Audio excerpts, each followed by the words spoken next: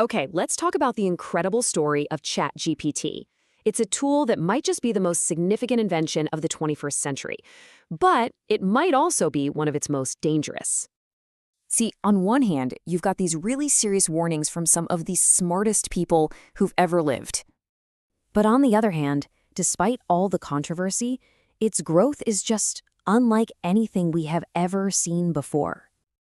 I mean, today, ChatGPT's dominance is absolutely staggering. It controls over 80% of the market. We're talking hundreds of millions of users, and it's processing more than 1 billion requests every single day. So how in the world did we get here? In this explainer, we're going to unpack the wild journey of ChatGPT, from this utopian vision to a tool that is now both celebrated and, frankly, deeply feared.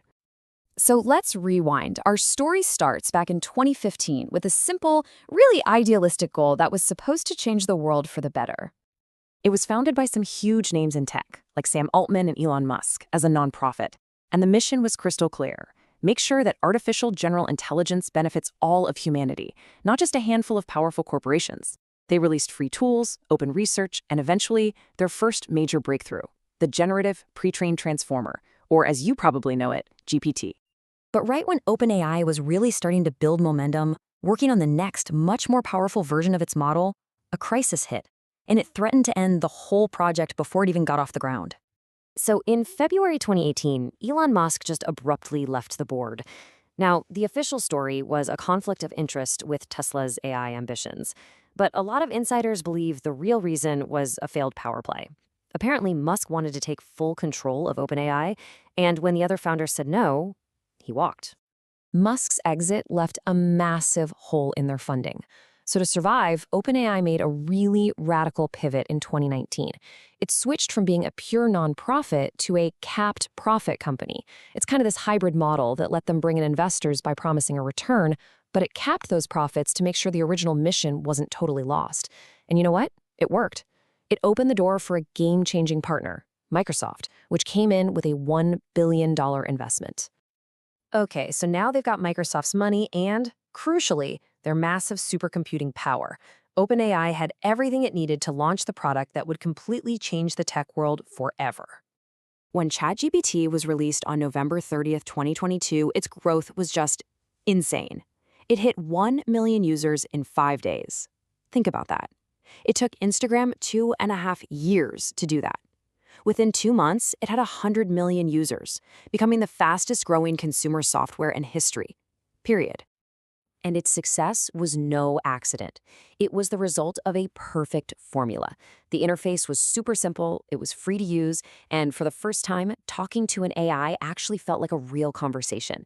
This meant everyone, from students writing papers to programmers debugging code, suddenly had this incredibly powerful new tool right at their fingertips.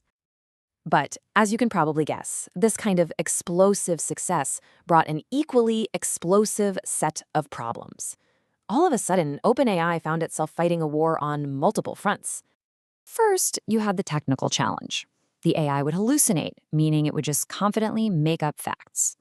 Second, a huge content problem. It was trained on the whole internet, warts and all, so it could spit out all kinds of incorrect or biased text. And third, the financial strain of running this massive service was just becoming unsustainable. And to put that financial strain into perspective, get this.